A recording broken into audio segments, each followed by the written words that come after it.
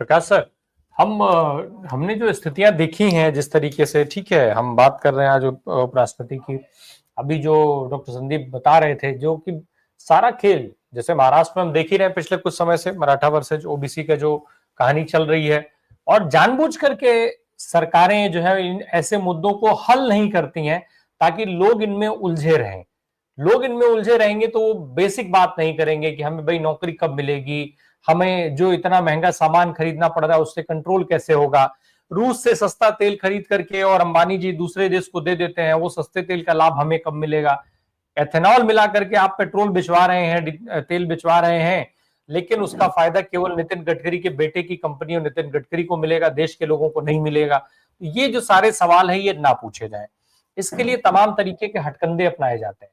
तो वोट चोरी का ये जो मामला है, भाई एक तो सत्ता में बने रहने के लिए उसकी जरूरत है, दूसरा अननेसेसरी भी उसकी जरूरत है। जैसा चंडीगढ़ के मेयर इलेक्शन में आप हम लोगों ने देखा था कि कैसे ऑन कैमरा देख करके और क्या कुछ खेल चल रहा था, वैसे ही उपराष्ट्रपति के चुनाव में भी ये जरूरी था ताकि मुद्दा डाइवर्ट हो।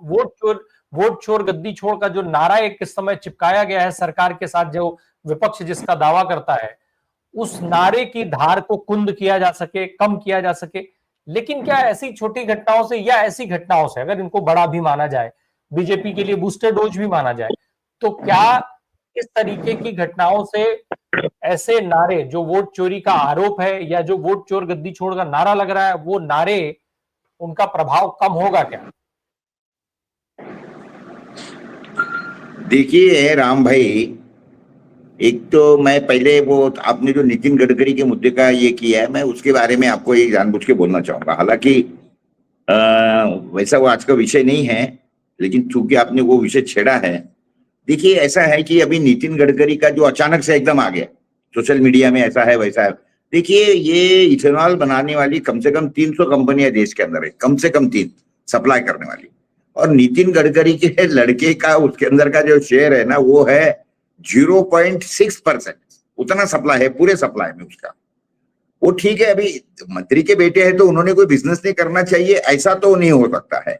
लेकिन ये अभी क्यों मामला उठा, क्योंकि ये सीधा हो गया है कि अभी अपना मोदी जी जाएंगे तो नितिन जी आएंगे। ये मामला तो 2013-14 में भी इसी तरीके से नितिन गडकरी के खिलाफ में वो जो कुछ वो अध्यक्ष बनने वाले थे, तो उसी समय पे भी इसी तरीके से सारी वाहियात बातें उठाई गई थी।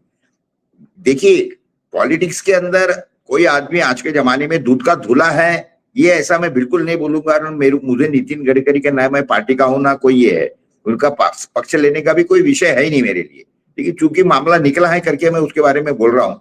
ये तो नितिन गडकरी को तो सिर्फ इसलिए टारगेट किया जा रहा है ऐसा मुझे लगता है, क्योंकि वो ये जो पंतप्रधान रेस के अंदर जो है, या जो गुजराती खेमा है, उनको नितिन गडकरी नहीं चलता।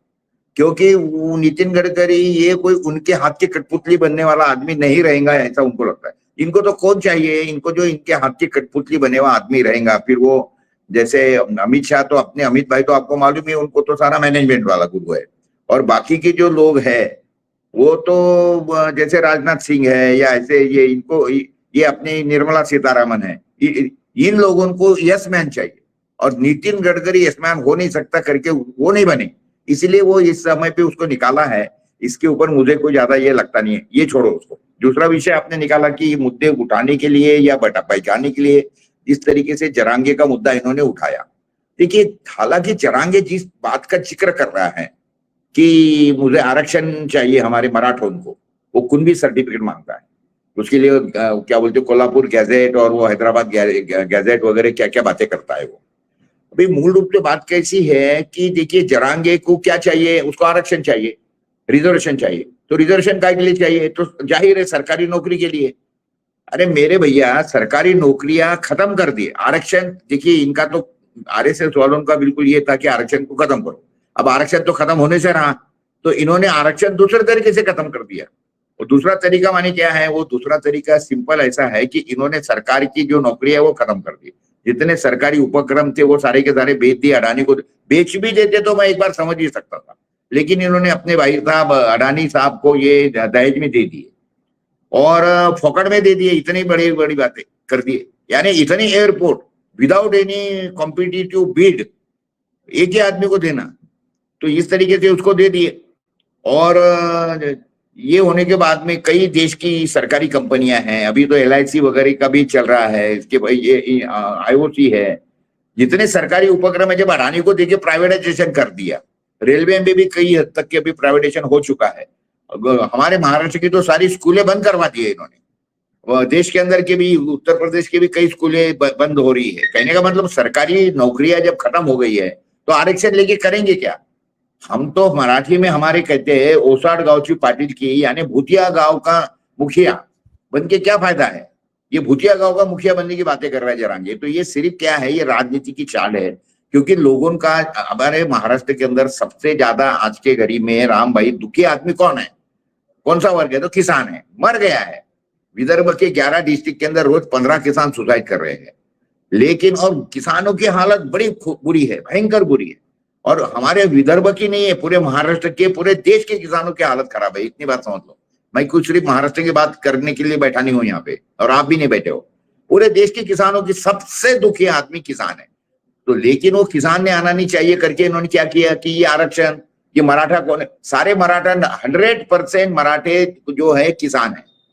और किसान माने कुर्मी है, और उनकी जात भी कुर्मी है। ये मराठा वराठा कोई जात नहीं है, एक बात समझ लो। वो तो गलती से वो एक औहदा बड़ा करने का था करके टाइट कॉलर टाइट करके रहना है, मराठा हूं मैं, ऐसा कोई विषय नहीं है। तो ये इसलिए उनको क्या बोलते हैं ना कि दिल बहलाने के लिए गालिब ख्याल अच्छा है, ऐसे वाली वो बात है।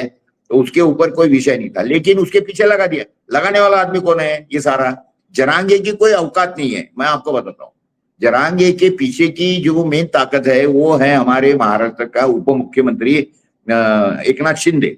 ये सारा का सारा एकनाथ शिंदे खुद की पावर, खुद का ये करने के लिए कि भैया आप मुझे अगर हाथ लगाएंगे तो देखो मेरे पीछे कितनी पावर है, मुझे मुख्यमंत्री बनाओ, मुझे CM बनाओ, नहीं है तो मैं आपको देख लूंगा, मैं आपको अस्थिर करते रहूंगा।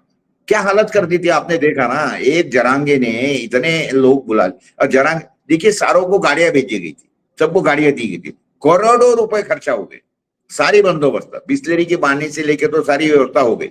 जबकि उन्होंने कमीने बना कोई करना कोई छोड़ा नहीं था।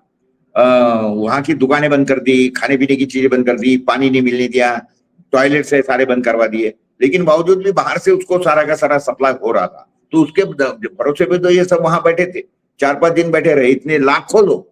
मुंबई पैरालाइज कर दी थी भाई, पूरा जाम कर दिया था।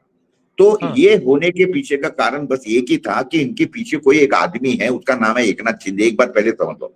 तो ये सारा विषय सिर्फ करंट जो भयंकर इश्यूज है स्टेट के अंदर चलने वाले, उसके ऊपर से लोगों का ध्यान हटाने के लिए ये सारी बातें करे जा रही है।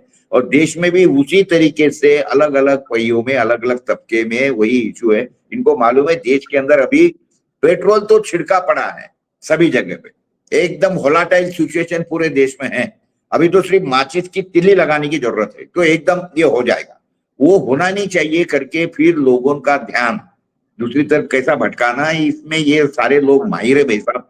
तो वो उसी के हिसाब से सब चल रहा है।